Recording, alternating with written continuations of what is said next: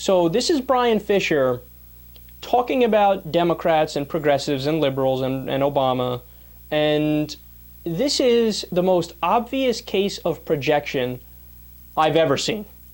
So as you're listening, think about it. Is he really talking about what Democrats do, or is it subconscious and he's kind of admitting what his motives are and what the Republican motives are? This is what is so bad about the liberal rhetoric on the sequester, is that the worst case scenario, what's terrible for them, what's lethal for them, what is horrible for them, is if this thing goes into effect and nothing bad happens to our country. In other words, what they are admitting is when bad things happen to our country, that is good for us. We actually want bad things to happen to our country because that serves our political interest. It's good for us when bad things happen to the country. When this sequester goes into effect, we want it to be terrible.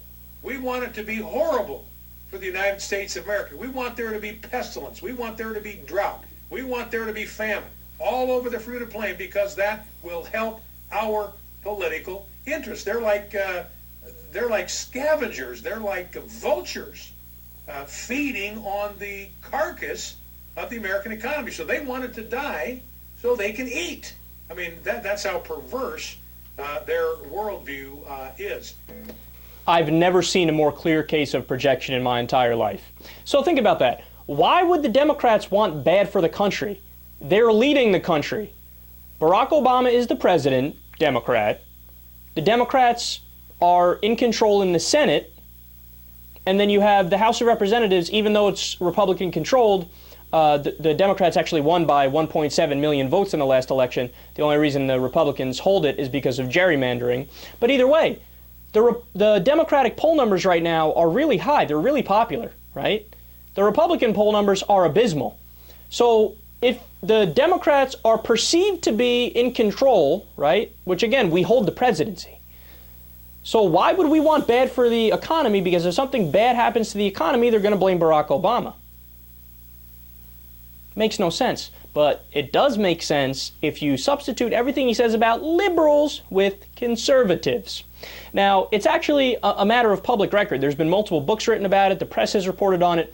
That in 2008, after Barack Obama won the election, Frank Luntz, who is a Republican strategist and is one of the biggest guys that works with language, that works with political framing, right? He met with all of the top Republican leadership, Eric Cantor, John Boehner, so on and so forth, in a private room after Obama won, and they came up with a strategy to win the presidency in 2012. Now, obviously, it didn't work, but their idea was, what we do is we are as obstructionist as humanly possible. You don't go along with anything he wants to do ever. Ever, ever, ever. Vote no on everything, even if it's overwhelmingly good for the country. So if you notice, go back and check all of the big pieces of legislation, financial reform, Obamacare, right? All of the major pieces of legislation passed with 60 votes. That was when the Democrats had their supermajority. They had 60 votes. So Republican strategy has been obstruct, obstruct, obstruct, even if it means forgetting about the good of the country and hurting the country, because, if the country does poorly under Barack Obama as president, doesn't matter that we caused it, they'll blame Barack Obama and vote us back in power.